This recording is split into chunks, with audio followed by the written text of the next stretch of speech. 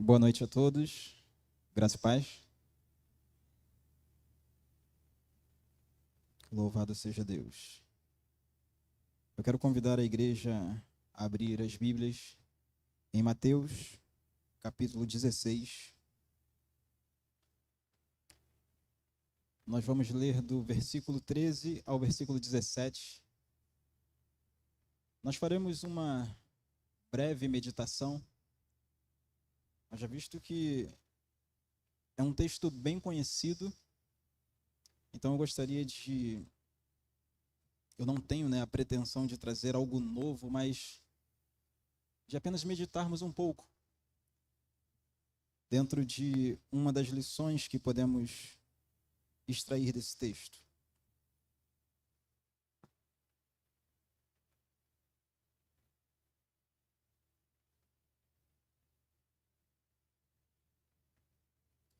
Mateus, capítulo 16, do 13 ao 17.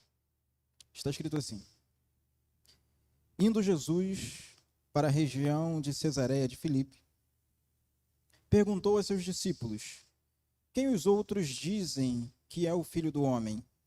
E eles responderam: Uns dizem que é João Batista, outros dizem que é Elias, e outros dizem que é Jeremias ou um dos profetas. Ao que Jesus perguntou: E vocês, quem dizem que eu sou? Respondendo Simão Pedro, disse: O Senhor é o Cristo, o Filho do Deus vivo. Então Jesus lhe respondeu, ou lhe afirmou: Bem-aventurado é você, Simão Bar-Jonas, ou Simão, filho de Jonas, porque não foi carne e sangue que revelaram isso a você, mas meu Pai que está nos céus. Nessa noite, eu quero falar um pouco a respeito de expectativas.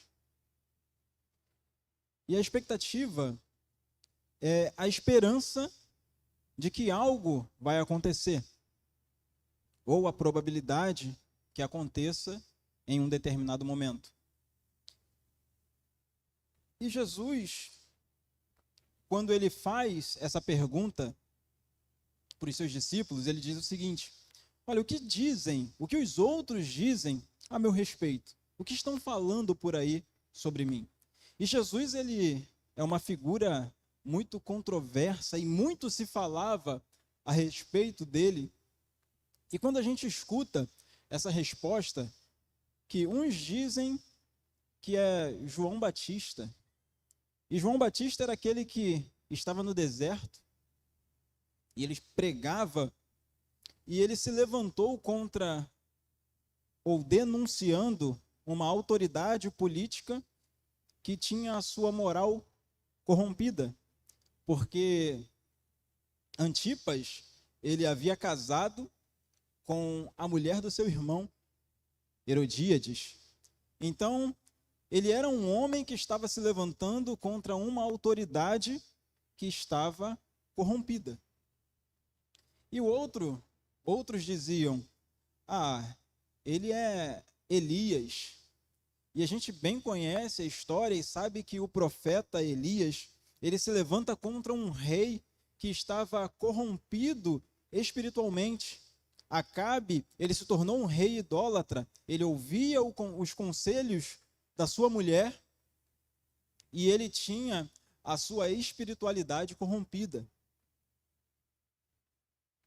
E o profeta Jeremias, porque eles falaram, alguns dizem que você é o Jeremias, e Jeremias era aquele que ele mostrou para o povo que o povo estava sendo corrompido, que estava se corrompendo, e que por conta dessa corrupção, eles estariam sendo levados cativeiros para o cativo, para uma casa de servidão. Outros povos viriam contra eles e os aprisionaria.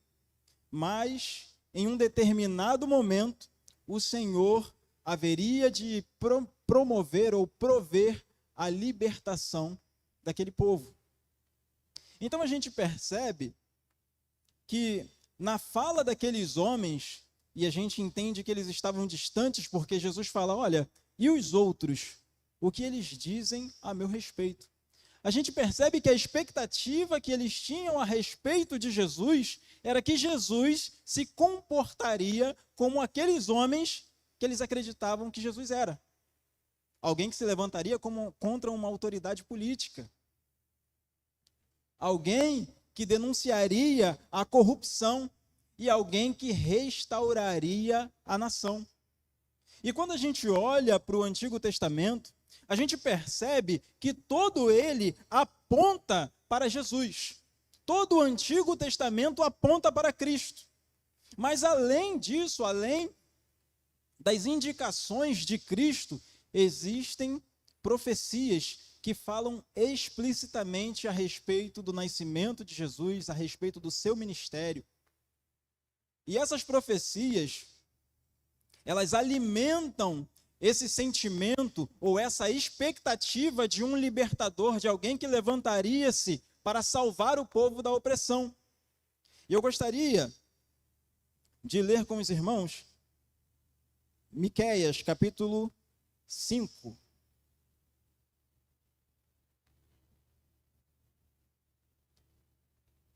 Versículos 2, 4 e a parte A do versículo 5. E a gente vai ver algumas profecias que fortalecem essa expectativa que aquele povo tinha do surgimento de um Salvador, de um libertador. E diz assim: E você, Belém Efrata, que é pequena demais para figurar como grupo de milhares de Judá, de você me sairá aquele que há de reinar em Israel, cujas origens são desde dos tempos antigos, desde os dias da eternidade. Versículo 4. Ele se manterá firme e apacentará o povo na força do Senhor, na majestade do nome do Senhor, seu Deus. E eles habitarão seguros, porque agora ele será engrandecido até os confins da terra. E somente a parte A do versículo 5. E ele será a nossa paz. A gente percebe que, diferentemente daquilo que foi falado lá no livro de Samuel, 1 Samuel, no capítulo 8, fala que o povo, eles não queriam mais o governo de um profeta. Eles queriam ser iguais aos outros povos, porque todos os povos possuíam reis, e eles eram guiados pela voz de um profeta, que Deus usava. E aquele povo fala, olha, nós queremos ser iguais aos outros povos, nós queremos um rei. E Samuel, ele apresenta essa demanda para Deus, e Deus vira para Samuel e fala, olha, Samuel, não fica cabisbaixo não, porque esse povo, eles não estão rejeitando a você, eles não estão rejeitando ao profeta, mas eles estão rejeitando aquele que enviou o profeta. Eles estão rejeitando a mim. E ali no capítulo 8, ele fala sobre os direitos que o rei teria. Então, Deus fala para Samuel, vai lá, faça como esse povo está querendo. Unja um rei para eles.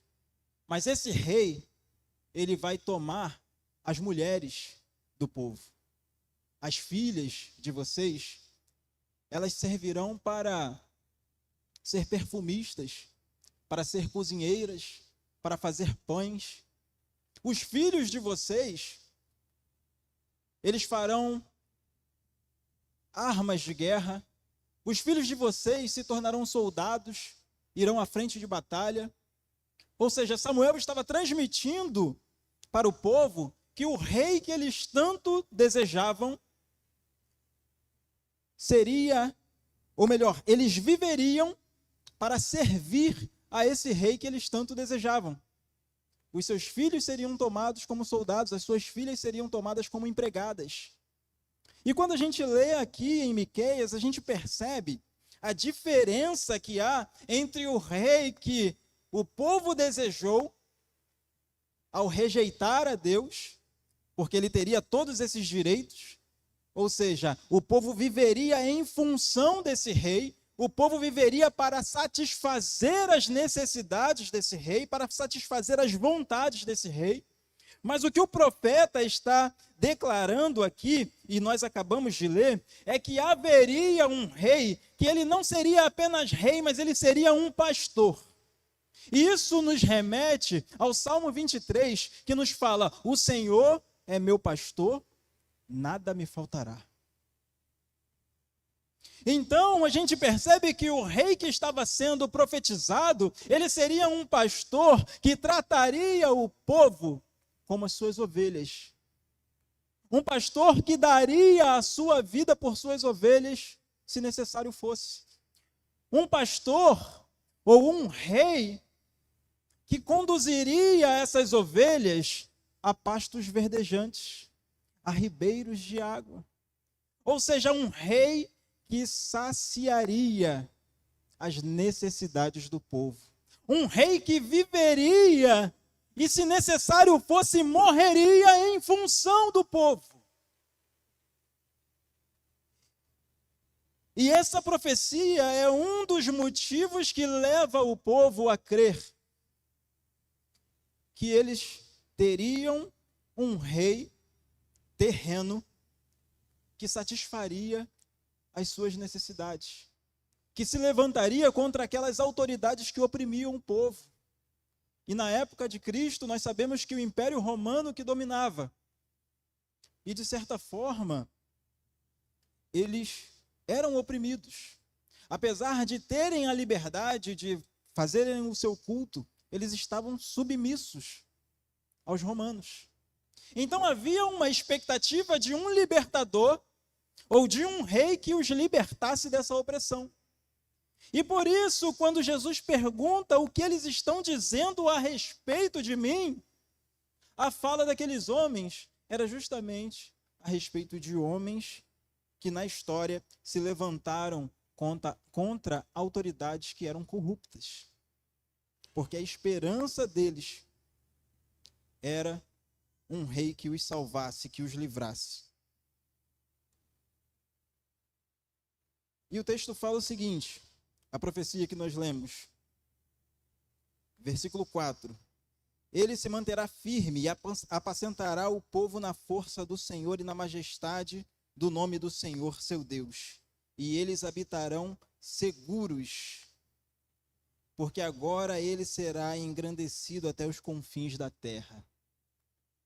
E quando eu li isso, que ele governará na força do Senhor, eu fico imaginando o povo ouvindo essas palavras e pensando no que aconteceu lá no Egito.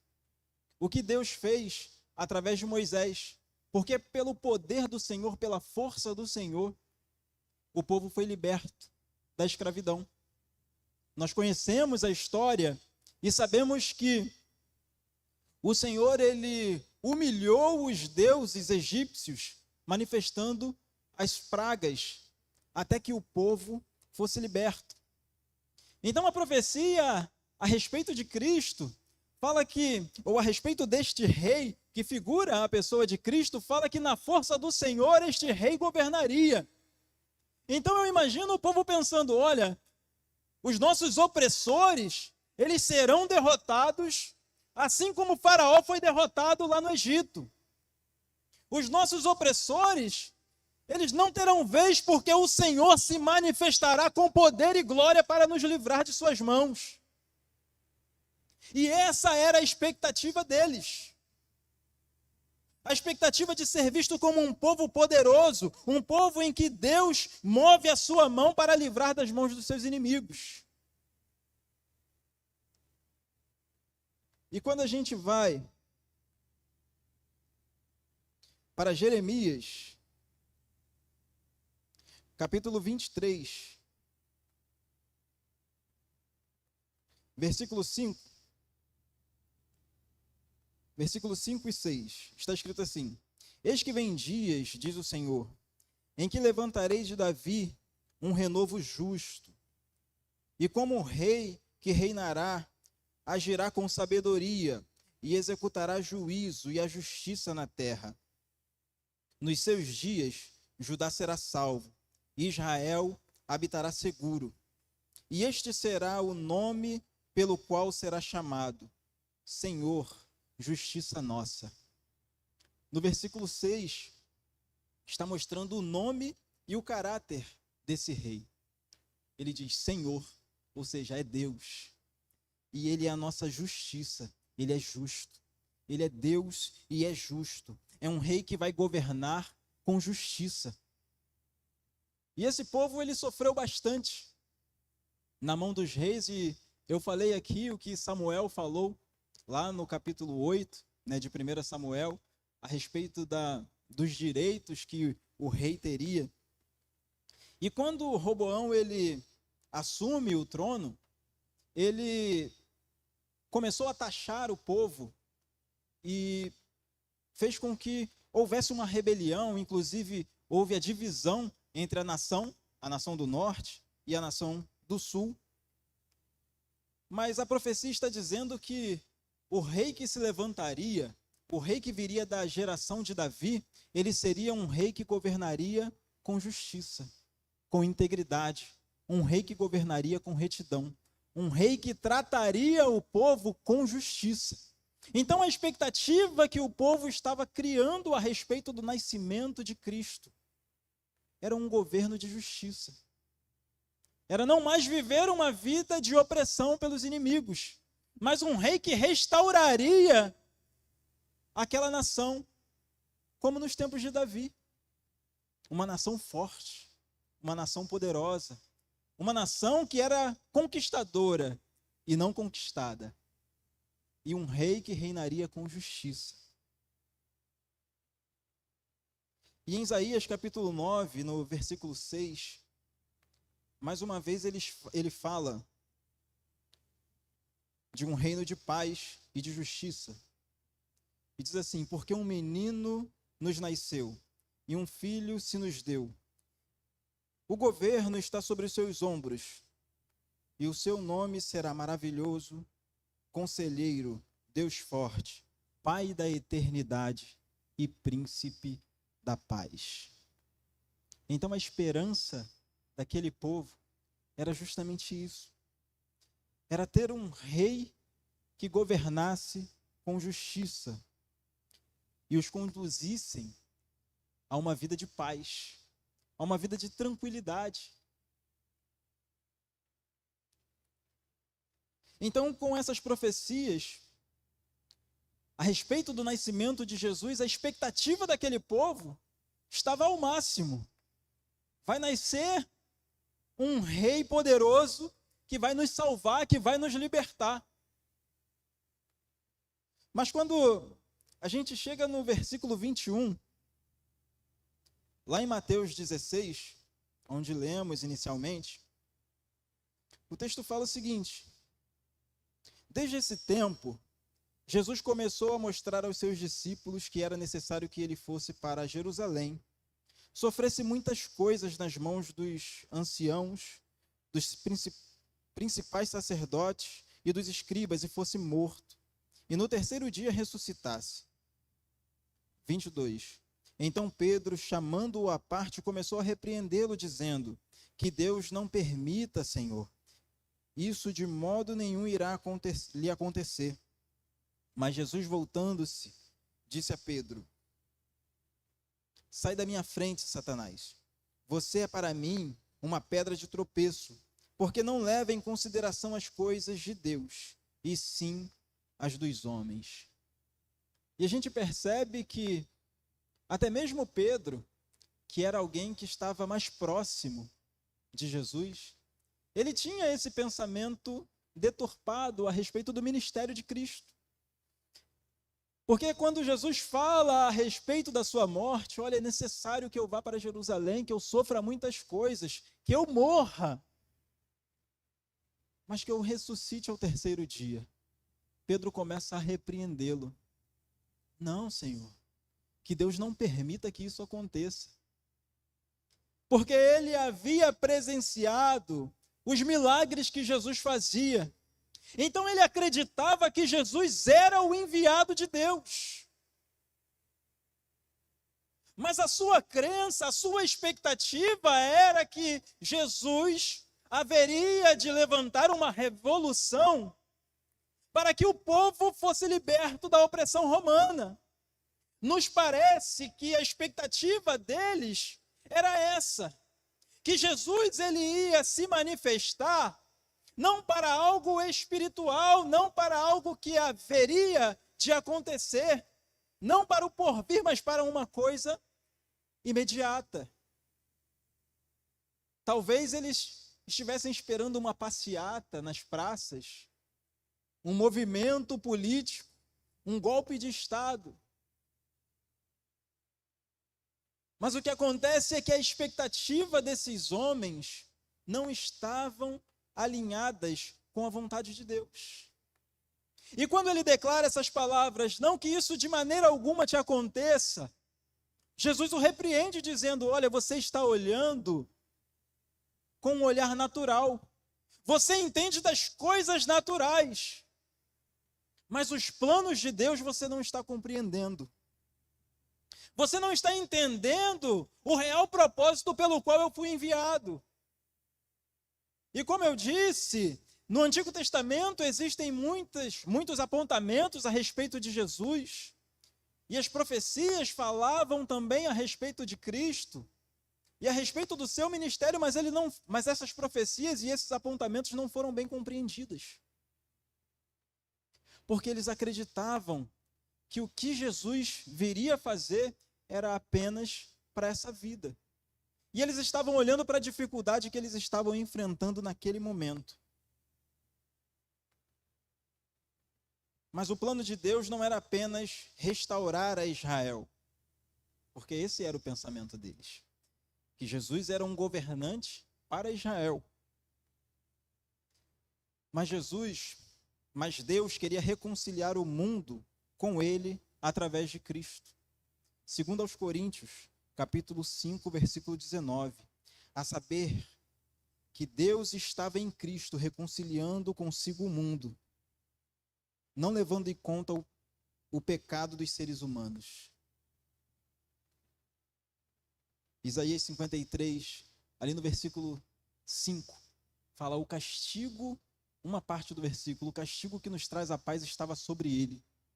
Ou seja, Jesus ele foi enviado, ele veio ao mundo para reconciliar o mundo com Deus. Ele não veio apenas para o povo judeu.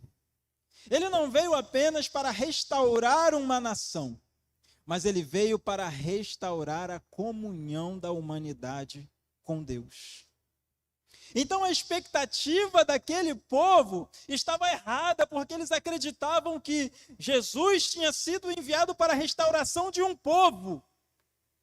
Mas Jesus ele foi enviado para a restauração da comunhão dos homens com Deus. Pois esta comunhão ela foi quebrada pelo pecado. Todos pecaram e destituídos foram da glória de Deus. Estávamos distantes, estávamos afastados de Deus. Mas Ele decidiu nos resgatar através do seu Filho amado. Através de Cristo.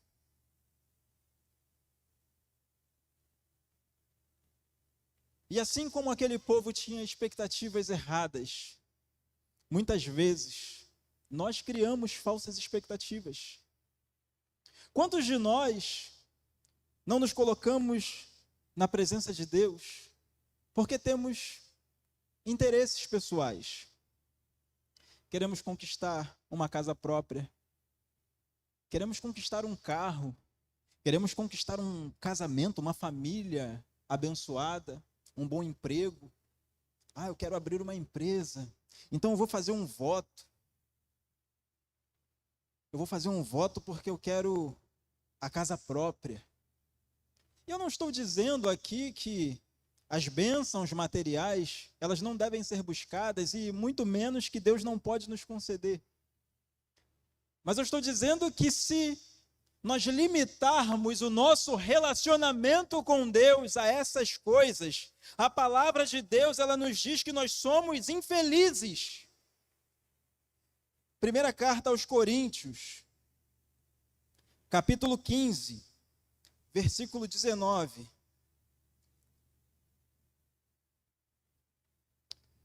Se a nossa esperança em Cristo se limita apenas a esta vida, somos as pessoas mais infelizes deste mundo. Então nós não podemos condicionar o nosso relacionamento com Deus pelas coisas que Ele pode fazer por nós, pelas coisas que Ele pode nos dar, pelas coisas que Ele pode nos conceder. Nós precisamos e devemos condicionar o nosso relacionamento com Deus para termos intimidade com Ele, para estarmos tão próximos dEle, ao ponto de que essas coisas se tornem secundárias. Eu não estou dizendo que elas vão perder o valor, mas existem pessoas que se desgastam tanto, que dão a vida por causa de um emprego, por causa de dinheiro, por causa de um carro. Existe uma propaganda que às vezes passa a gente ouve no rádio, que fala, olha, se você ama o seu carro, aí fala a respeito de uma seguradora lá, então você é dessa seguradora aqui. Eu não vou falar aqui porque eu não estou recebendo comissão para fazer propaganda. Mas nós não devemos amar as coisas. Aquilo que nós temos são bênçãos do Senhor, mas para que possamos desfrutar, não para que nos escravize, não para que sejamos dependentes. Porque existem pessoas que são assim. Elas amam tanto as coisas, estão agarradas, arraigadas nessa vida, que se talvez perdesse, e nós vemos por aí pessoas que perdem bens e não têm estrutura para suportar e acabam tirando a própria vida por causa de dificuldades financeiras. Mas o que o Senhor está nos dizendo nessa noite é que aquilo que Ele tem para nós é muito melhor e muito maior do que tudo aquilo que podemos conquistar nessa vida. Porque do que adianta o homem ganhar o mundo inteiro, e perder a sua alma, e perder a sua salvação? E existem muitos que buscam ao Senhor porque querem crescer nessa vida, porque querem conquistar coisas nessa vida. E nós estamos chegando no final do ano. E o nosso tema para o ano que vem é íntima presença. E o Senhor quer que nós o busquemos para que possamos desfrutar desta íntima presença. O Senhor quer que nós busquemos a Ele, que a nossa expectativa nele seja esse relacionamento íntimo, seja conhecer quem de fato Ele é. Ele é Senhor, Ele é Salvador, Ele é libertador.